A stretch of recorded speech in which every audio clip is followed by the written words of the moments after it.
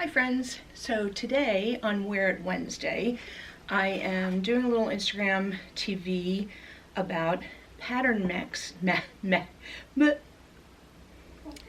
doing a little Instagram TV about pattern mixing with my friend Jody over at J Touch of Style. You can check out her Instagram story or Instagram Live as well today. But I want to talk about how a lot of people are very cautious or scared of doing pattern mixing, but with just remembering a couple rules, you'll find it's really not that hard, and it is a lot of fun. It's much more fun than just mixing. I shouldn't say it's a lot more fun. I find it a lot more fun than just always mixing blocks of color like a solid shirt, a solid jacket, a solid pair of pants.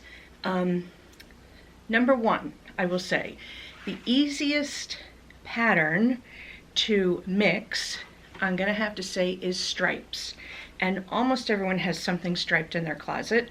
Stripes go well with florals, they go with gingham, they go with plaid, they go with other stripes, they go with like abstract patterns. But they're very easy because stripes to me almost read as a solid. Like I consider this really a white t-shirt with just a little extra interest. So to me it's just like a step above a white, plain white t-shirt. But here I'm wearing it with a kimono that has floral and sort of a geometric in it. And even though the t-shirt is white with black stripes and the kimono is sort of a off-white beige with black, I still think it works. I think the important thing when you're matching colors is to make sure that some color, probably the predominant color in your first piece, is also in your second piece. Like if this had been a, blue, green, yellow kimono, I don't know that it would be as good with a black and white stripe as this kimono that has a lot of black in it. So that is number one, and then we'll get to lesson number two. And here we have outfit number two. This is a little more complicated than mixing a pattern with a stripe, but not too complicated because you're still, I'm considering the dress my base item, you're still just working with two colors. It's a creamy white floral on a solid sort of mustardy gold dress. Now over that I've put this black and white plaid flannel blouse that actually has a little bit of, it gets a little darker when I get close to the camera, but it has a little bit of this chestnutty gold color, very similar to that of the dress. Also, it has the white, like the white in the dress, and also black that goes very well with this color. So plaid is can be a little more complicated, but keeping it simple by matching it with either a two-color stripe or a two-color floral or a two-color gingham keeps it simple. The number of colors can help you keep it simple if one item just has two colors and the other item has additional colors. So I actually really like this outfit, this mix.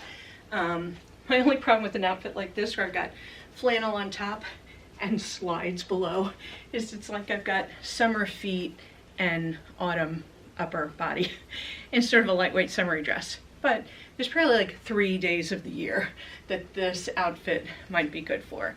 Okay, so that was number two. Okay, I want to make 3 points about this outfit.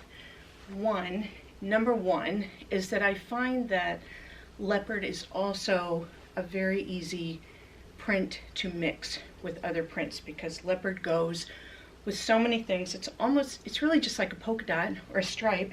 It's generally black splotches on another color background.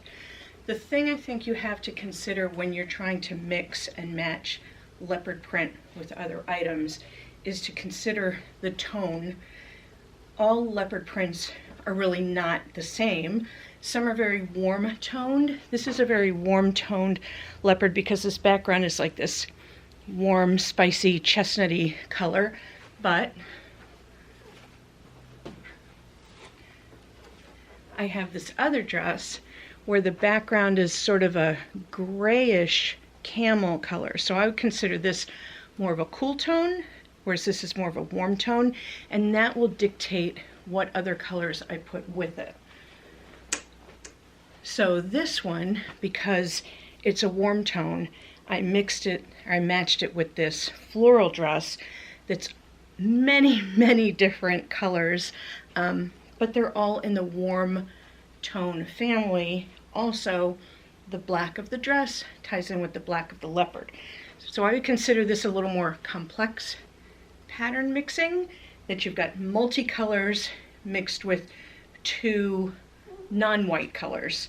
But if you look at it up close, you'll see that really you've got like the sienna and the deep rust colors and sort of a rosy orangey color. I feel like in the camera they're not reading quite their true colors. They definitely look more warm in person. But this is a little more complex match, but still I think a really good one. And time to bring up another point, which is scale. A lot of times when I'm reading articles or blog posts about pattern mixing, one of the things they often bring up is scale, to keep the scale of your patterns that you're mixing the same. A skinny stripe with a small gingham, a small floral with a small plaid. I have to say, personally, I have seen many mixes or matches, whatever, that they're not in the same scale, and I still really like the way they look. To me, the color is almost the most important factor. So I think you just have to look at each thing individually and make your own decision as to whether this looks good to your eye or not. Okay, and we're up to the last one. Okay, this is the third look I'm going to share today. This one again I think might be a little more complex because it's a multicolor, sort of a geometric with a two-color plaid. And this one I did something a little different. I didn't actually try to match the blue with the blue, but they're in sort of the same color family. So to me, they look good. Another little tip, if you're just getting started with pattern mixing, is an easy thing to do is to just add a scarf, a floral scarf over a stripe, a plaid scarf over a floral or a geometric. That's a very easy non-committal way to get started in pattern mixing. And another trick is, and this is going to be awkward because I'm very awkward at putting on things, if you're doing your pattern mixing for the first time and you're feeling a little self-conscious about it, if you put a third piece over to sort of hide some of the pattern, so you have something solid. Well, I'm all a mess here. If you have something solid to sort of break up your just pattern, that might help you a little bit. You know, a cardigan, a jacket, whatever, might help you a little bit just get out the door if you're doing something new and different that you're not used to doing or wearing. Okay, I hope some of these things helped you today. I will see you again in 2 weeks with another Wear It Wednesday with my friend Jody from J Touch of Style. Bye.